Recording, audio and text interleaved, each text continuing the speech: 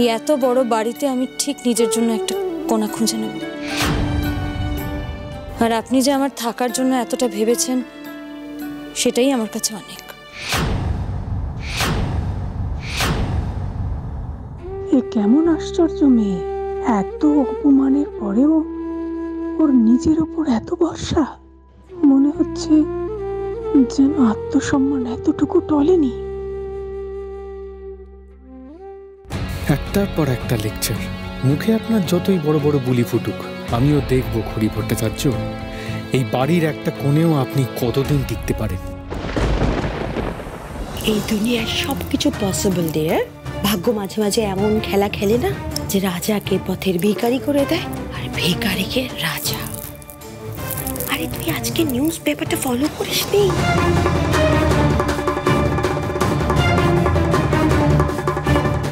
দেখ দেখ খেয়াল কর, সারা শহরে একেবারে ছিছি পড়ে গেছে। কেউ তো ভাবতেই পারছে না যে ঋদ্ধিমান সিংহ রয়ে একটা দশকর্মা ভান্ডার চালায় এরকম একটা মেয়েকে বিয়ে করতে পারে। এটা কেউ বড় বৌদি আর তার আদরের ছেলে একেবারে উপযুক্ত শাস্তি পেয়েছে। এবার ঋদ্ধিমান এই ভিখিরি মেয়েটাকে সারা জীবন ঘাড়ে নিয়ে ঘুরুক। দুটির রূপ দেখে একেবারে লাড্ডু হয়ে গেছিল। এবার হাত কামড়ানো ছাড়া আর কোনো উপায় নেই ওদের। ওই মেয়েটা মানে ওই দুটি, বাবা সেটাও ধুরন্ধর। সেটা আবার ওই বিয়ের রাতে কোন একটা ছেলের সঙ্গে পালিয়েছে। বাবা কে জানে আবার কোন ছেলেকে ফাঁসিয়ে কি করার প্ল্যান করছে, গড নোজ। আরে বাবা আমি তো শুরু থেকেই ব্যাপারটা নোটিস করেছি যে মিসেস ভট্টাচার্য আর তার মেয়েরা সব কটাকে একটা যন্ত্র পিস। ইয়েস, এরা যে ছেলের জীবনে পা দেবে না তার জীবন একেবারে জ্বালিয়ে পুড়িয়ে খাক করে দেবে।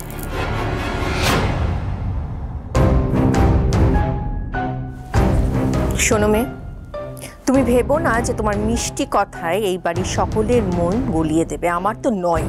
So don't even try your cheap tricks on me, ওকে?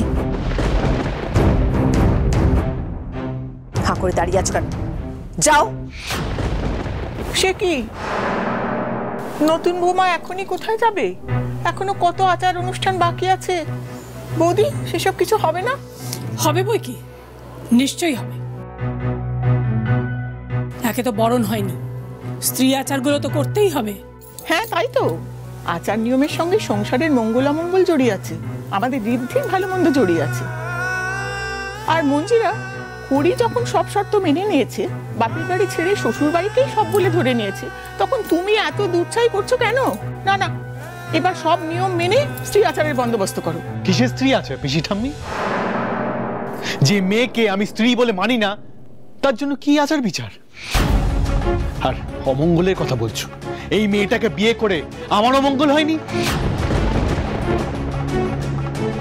আর একটা কথা ছোট মা, এখানে কোনো বিয়ের রিচুয়াল কোনো কিচ্ছু হবে না এ বাড়িতে।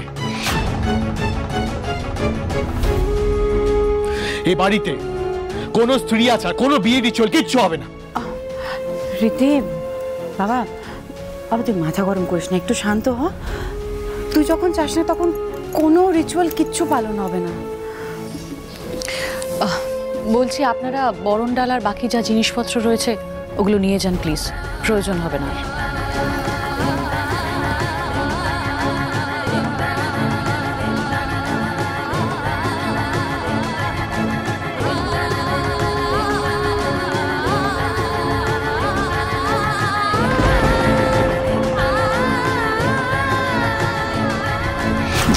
কঠিন লড়াই তোকে জিততে হবে রে মা।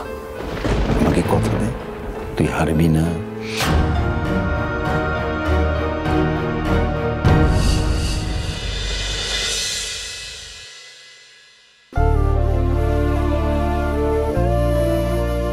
আমার মতন গরিবের মেয়েকে আপনি বিয়ে করেছেন বলে আপনার খুব রাগ, আমি জানি।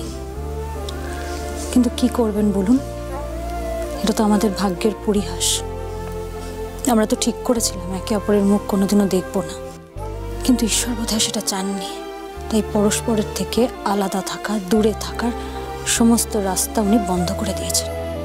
উনি নিজে আমাদের এই গাঁটছড়া বেঁধে দিয়েছেন।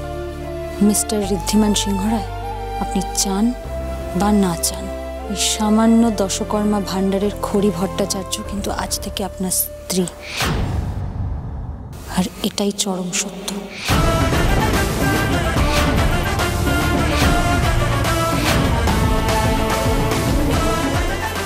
আমি এই বাড়ির কোনো একটা কোনায় পড়ে থাকব, কিন্তু আপনিও আমার সাথে এক ছাদের তলায় থাকতে বাধ্য।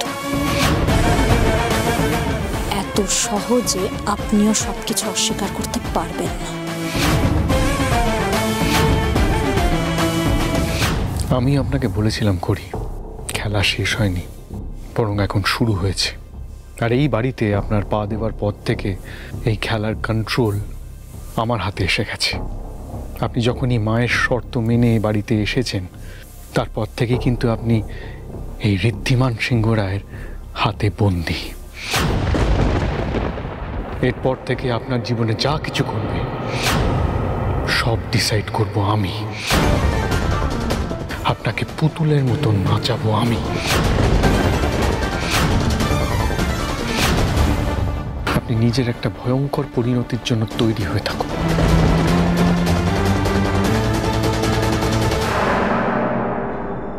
আপনি যতই হুমকি দিন মিস্টার সিংহ রায়, খড়ি কিন্তু কোনো দিন এত সহজে হার মেনে নেয়নি, আর আজও নেবে না। খড়ির ভাগ্য অন্য কেউ না, খড়ি নিজে লিখবে। আজ থেকে এই বাড়িতে খড়ির যে কঠিন পরীক্ষা শুরু হচ্ছে, শেষ অবধি তাতে জিতে দেখাবে খড়ি, জিতবে। ট্রাস্ট মি রাহুল, কালকে দুটি যে ছেলেটার সঙ্গে পালালো, আমার তো তার কথা ভেবে খুব খুব হাসি পাচ্ছে, খুব খারাপও লাগছে। সে বেচারা জানে না সে যেচে একেবারে কুড়ুলের ওপর পা দিল।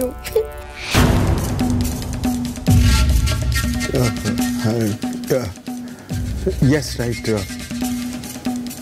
খুব বোকামো করে ফেলেছে, খুবই বোকামো করে ফেলেছে। যাকে বাদ দে, অন্যের ছেলের কপাল পুড়লো কি না পুড়লো তাতে আমার কি? আমার ছেলে তো না। ওই যে কথায় আছে না, পরের ছেলে পরমানন্দ, যত সামনে যায় ততই আনন্দ। এই যে ঋদ্ধিমান জ্বলে পুড়ে যাচ্ছে, ওহ, এটা দেখে আমার যা আনন্দ হচ্ছে না। শোন রাহুল, কালকের এই ব্লান্ডারটা হওয়ার পরে না, আমি একটা জিনিসে কনফার্ম, যে ঋদ্ধিমান সিংহ রায়ের নৌকো ডুবে গেছে, পারমানেন্টলি ডুবে গেছে। এবারে বাড়ি, এই সিংহ রায় জুয়েলার্স, এই সবটাই রাজ করবো আমি আর আমার ছেলে মেয়ে।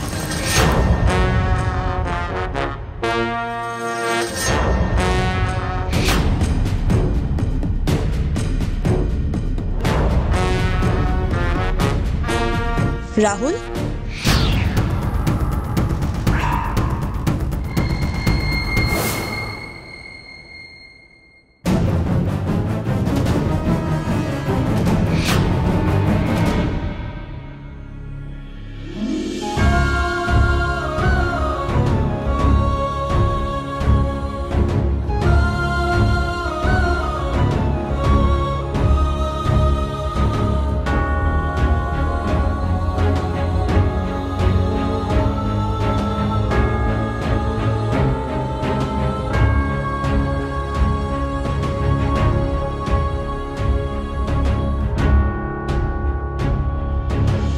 নতুন বৌদিমণি, আমি মিনতি।